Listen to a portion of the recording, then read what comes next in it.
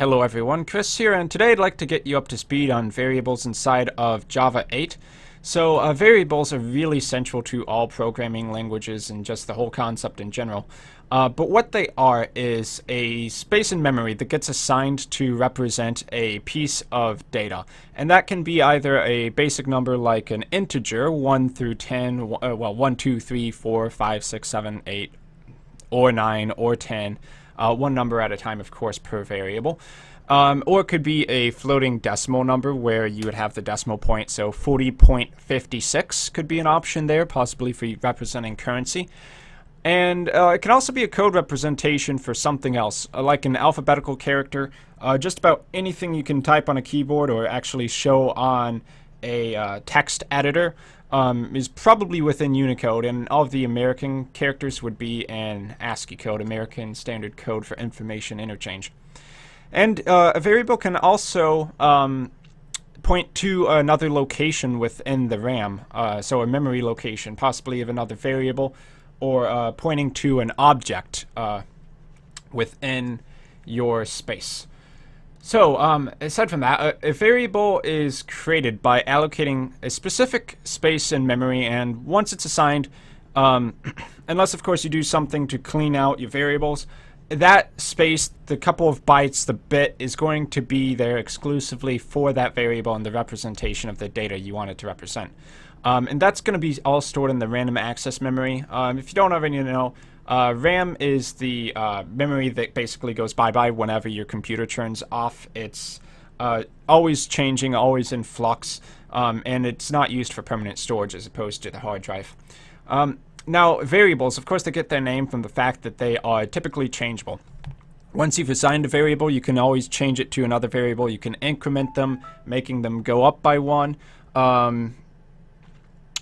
Yeah, basically that's the idea there. You can change them, and you can also add them together and do tons of different math with them.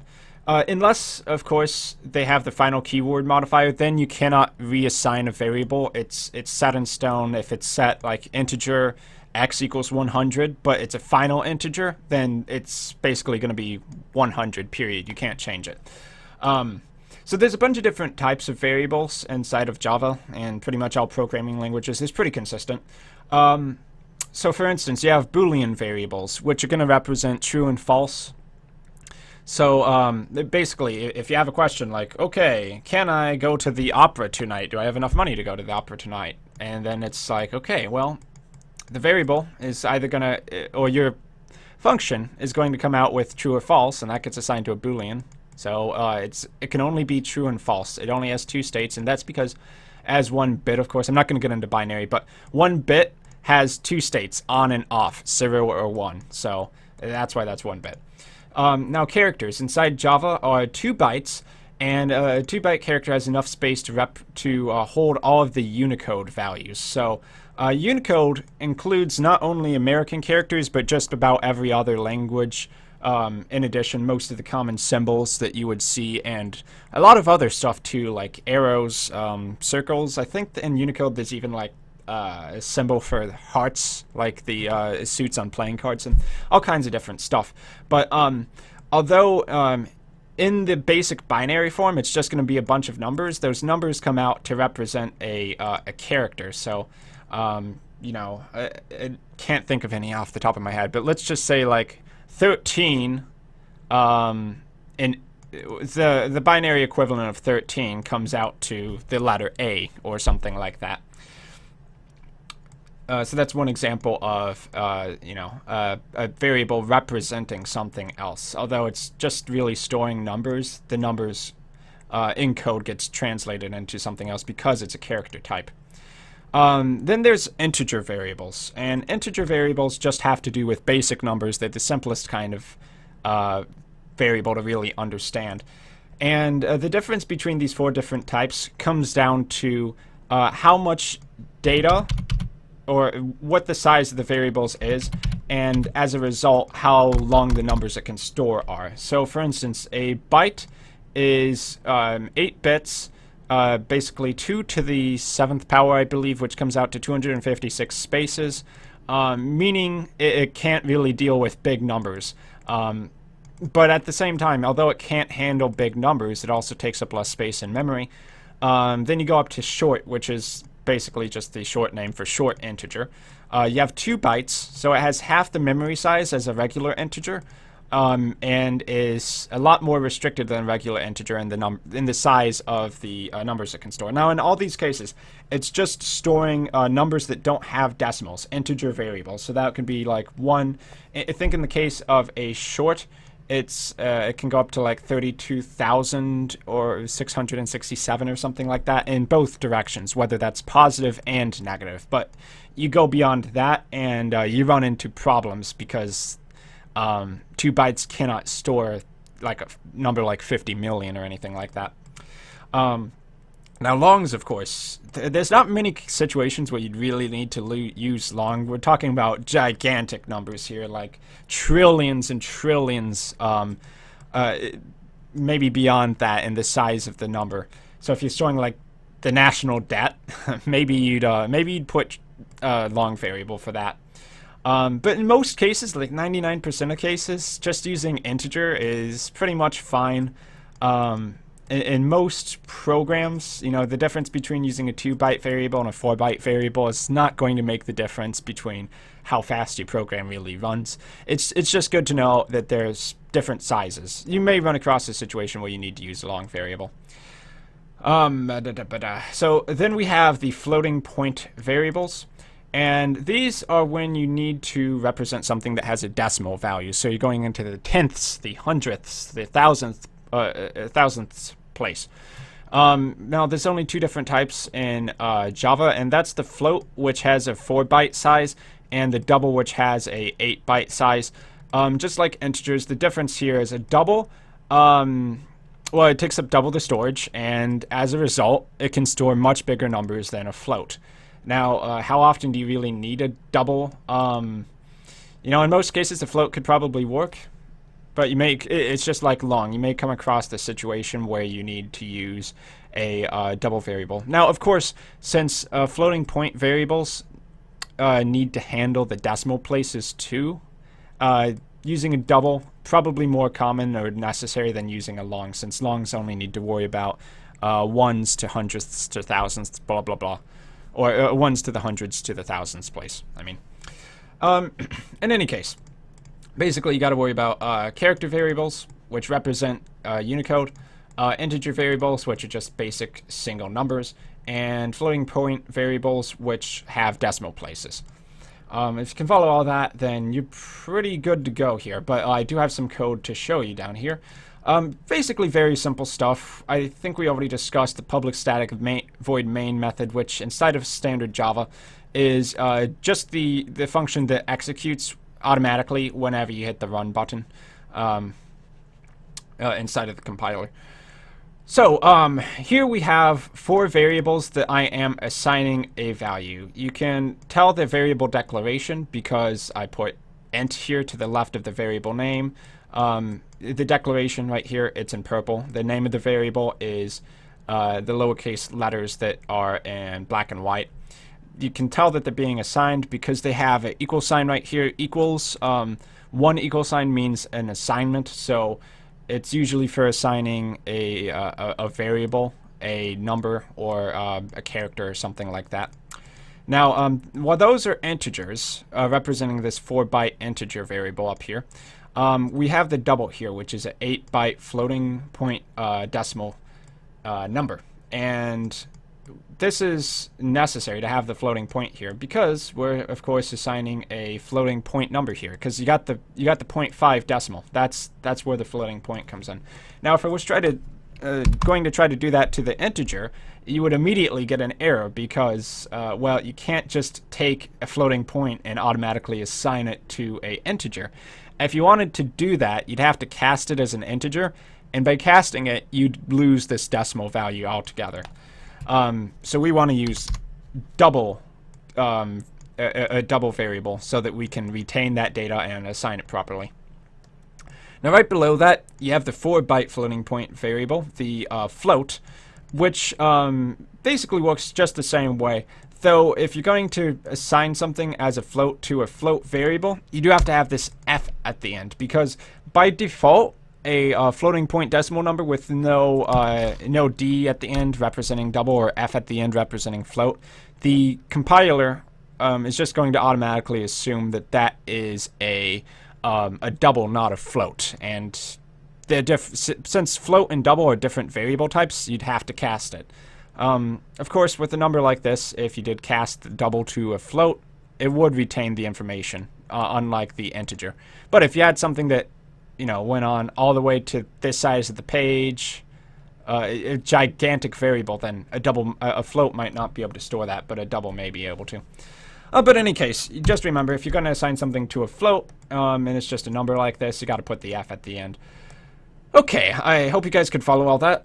Let me know if anything was not clear. Comment section. I'll be happy to answer. But let's get to printing everything out onto the screen. Now, the very, very basic way to print out a line inside of Java straight to the terminal or the standard output is going to be system.out.println. Now, the difference between print and print line is that line, if you do a print line, it'll go to the next line without you having to put a new line character in it. So it basically adds that in automatically. You can see that down here because you have the two printing out the first variable. Oh, okay, but then it just jumps to the next line, jumps to the next line, etc. Okay, but that's not really what this one's about. But yeah, good to know. Okay, so first up, we're printing out the variable a. And you see I already have this having been run down here. And you see, okay, it printed out the number that was stored in a. So it printed out the value of the variable a, which is 2. Same thing with the next line, b. Okay, what's b at? B is currently set to 51, so that's what gets printed. So on and so forth. 50.5 for the C variable, 40.5445 for the float variable. And then this stuff down here is a little bit more involved. Here, we're not only printing out variables, but we are actually printing out text as well. Just a string text. String is always represented by these quotation marks. And so we have this string, which is a series of characters basically representing the words, adding integers, and then we're actually printing out the combination of the two variables a and b combined. So this is adding in the two integer variables. This is variable math right here. So we're adding 2 to 51 because that's what a and b is set at. We're combining them, and then it's going to basically get concatenated onto the end of this string as the combined number. So we have adding integers, and then the number 53. So yeah, that's one way you can print out variables. And if you were going to assign variables, which we'll do down below, then you basically do the same thing. You would do a plus b, and then you assign that with the equal sign to whatever variable you want to assign it to. Okay, so next line, we are adding an integer to a double. So this is taking a number that is not a floating point decimal number with a number that is, and adding them together. So when you add an integer to a double, you can see here that it does actually retain the floating point decimal. So when you add an integer to a double, it outputs a double. And that's going to have the decimal place. So it becomes 52.5. Now, if you were to cast that or change the variable type into an integer, then it would say 52 because, of course, the 0.5 would get taken out, as I explained earlier. So now we'll go down to the third line, and you see adding double to float, and you get the C plus D, which double C is a 50.5 floating point number, and the float D is 40.5445 F, meaning it's a floating type. And when you add them together, you actually get a pretty strange result. And this has to do with how floating point numbers work within computers. 91.0444 blah blah blah blah blah blah blah. I never put any of those numbers in.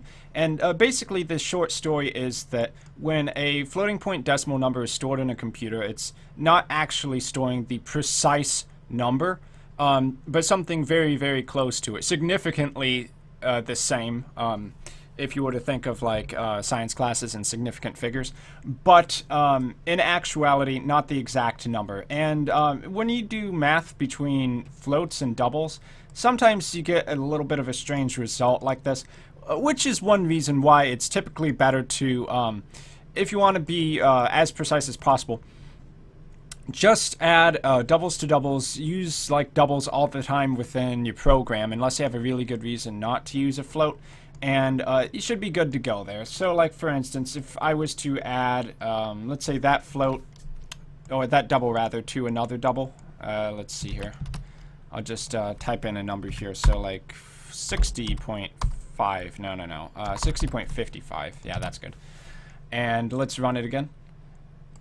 You will get a number which is actually accurate as the output. So yeah, this anomaly only really happens when you are adding floats to doubles within Java or another programming language. So typically just stick to doubles unless you need to use floats for some reason. Okay. So we move a little bit further down, and right here I'll show you casting with variables. So we have a new variable, introduce. It hasn't been declared anywhere above, so it's being created right here, and it's going to be assigned to. And then right here you see parentheses, and inside the parentheses is a primitive data type, the integer variable type, which whenever you see a variable type inside parentheses like this, what it's going to do is it's actually going to cast it to change the result of this into a different variable type. So as you remember up here, a plus c is actually adding an integer to a double. And when you add an integer to a double, you get a double as the result. And a double cannot just be stored in an integer variable type because it can't support floating point decimal numbers. So if you want to actually store that number, you would have to cast it into an integer. And just doing a normal cast like this, it'll strip out the 0.5 entirely. It's not going to round, it's just going, well, effectively it rounds down because it will strip out the number entirely. Even if it's like 52.9, it's still going to end up 52. So keep that in mind. Typically, this would not be a really good solution unless you actually wanted to round down, then that would work. Of course, there's also mathematical formulas for doing proper rounding, but that's a whole nother discussion for another time. But if you were to, say, create a new double variable called not needed, it's not needed to actually cast it because a plus c, c being a double, is going to give you a double variable, and a double can be stored in a double just fine. Now, I should also point out that double variables can store integers just fine with no casting.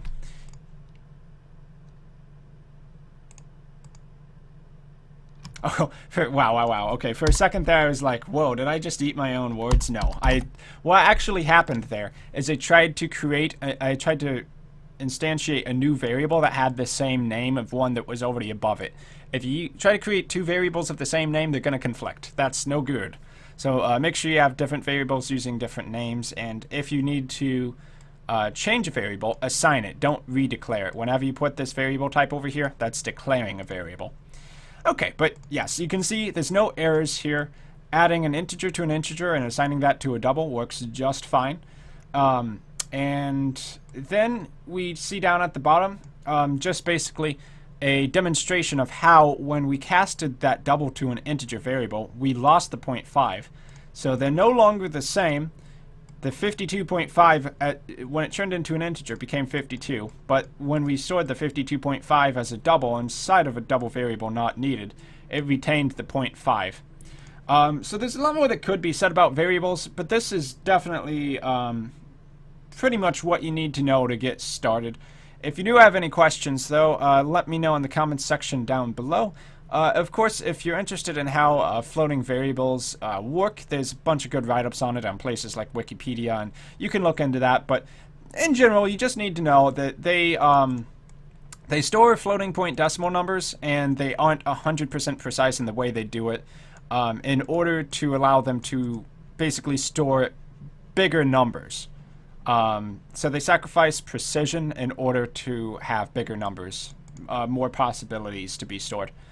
That said, I've been Chris. I hope you found this tutorial helpful. If you do have any questions, once again, leave them in the comments section down below. If you want to support the Patreon, patreon.com/ChrisTutorials. And I will see you all next time. Thank you for watching.